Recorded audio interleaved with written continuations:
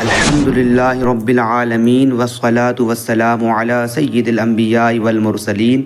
اما بعد فاعوذ باللہ من الشیطان الرجیم بسم اللہ الرحمن الرحیم۔ محترم سامعین، ہم نے اس سے قبل سورۃ البقرہ کی 5 آیات میں ایمان والوں کی صفات بیان کی کہ اللہ تعالیٰ ایمان والوں کی صفات بیان کرتا ہوا فرماتا ہے کہ ایمان والوں کی پہچان کیا ہے کہ وہ جو ہے نماز قائم کرتے ہیں، اللہ کے دیے ہوئے رزق سے اللہ کی راہ میں خرچ کرتے ہیں، اور جو کچھ حضور پر اترا قرآن مجید اور جو پچھلی کتابیں اتریں اور قیامت دن پر ایمان لاتے ہیں، اور یہی کامل کامیابی والے ہیں۔ اب اللہ تبارک و تعالیٰ چھٹی اس آیت سے کافروں کا ذکر کرتے ہوئے فرماتا ہے ان الذین کفروا سواء علیہم اانذرتہم ام لم تنذرہم لا یؤمنون۔ بے شک وہ جن کی قسمت میں کفر ہے انہیں برابر ہے، چاہے تم انہیں ڈراؤ یا نہ ڈراؤ، وہ ایمان لانے کے نہیں۔ ان الذین کفروا سواء علیہم، بے شک وہ لوگ جن کی قسمت میں کفر ہے ان کے لیے برابر ہے، چونکہ ٹھنڈک کی پہچان گرمی سے، دن کی پہچان رات سے، اور اچھائی کی پہچان برائی سے ہوتی ہے۔ اسی لیے اہل ایمان کے بعد کافروں اور منافقوں کے افعال اور ان کے انجام کا ذکر کیا گیا ہے تاکہ ان کی پہچان بھی واضح ہو جائے اور آدمی کے سامنے تمام راہیں نمایاں ہو جائیں۔ اس آیت کا خلاصہ یہ ہے کہ اے پیارے حبیب صلی اللہ تعالی علیہ وسلم، وہ لوگ جن کی قسمت میں کفر ہے جیسے ابو جہل، ابو لہب وغیرہ کفار، ان کے لیے برابر ہے کہ آپ انہیں اللہ تعالیٰ کے احکامات کی مخالفت کرنے کے عذاب سے ڈرائیں یا نہ ڈرائیں، یہ کسی صورت ایمان نہیں لائیں گے،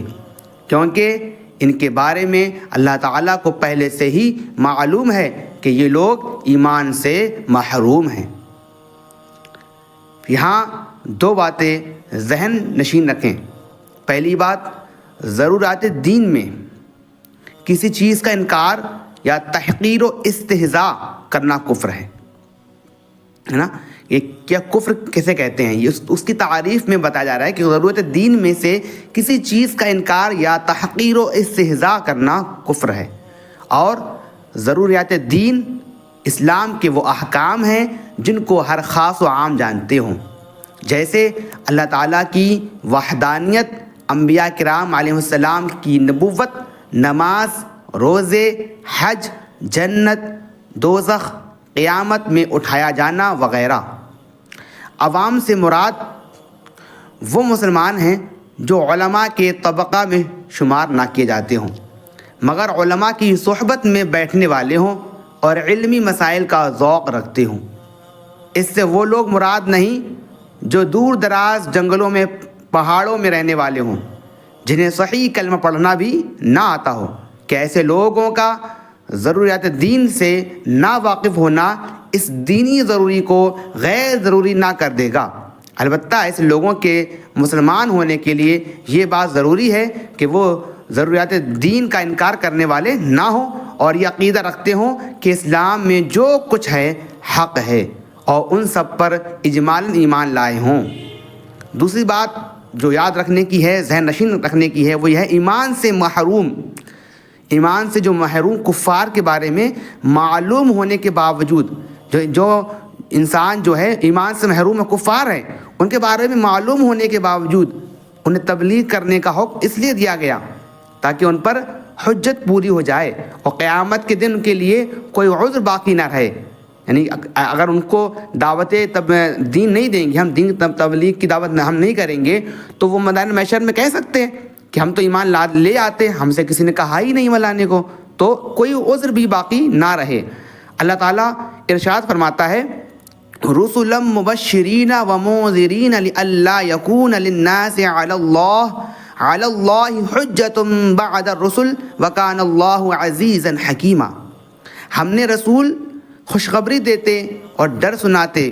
تاکہ رسولوں کو بھیجنے کے بعد اللہ کے یہاں لوگوں کے لیے کوئی عذر باقی نہ رہے، اور اللہ زبردست ہے، حکمت والا ہے۔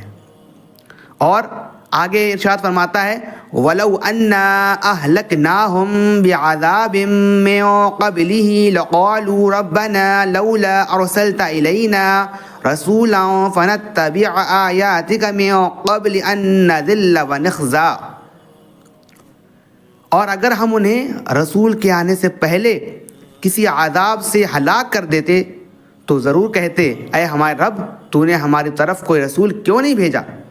کہ ہم ذلیل و رسوا ہونے سے پہلے تیری آیتوں کی پیروی کرتے۔ نیز انہیں تبلیغ کرنے سے ایک فائدہ یہ بھی حاصل ہوا کہ وہ اگرچہ ایمان نہیں لائے لیکن حضور پر نور صلی اللہ تعالی علیہ وسلم کو انہیں تبلیغ کرنے کا ثواب ضرور ملے گا۔ یعنی جن لوگوں کو حضور علیہ السلام نے تبلیغ کی، دین کی باتیں بتائیں، ایمان کی دعوت دی،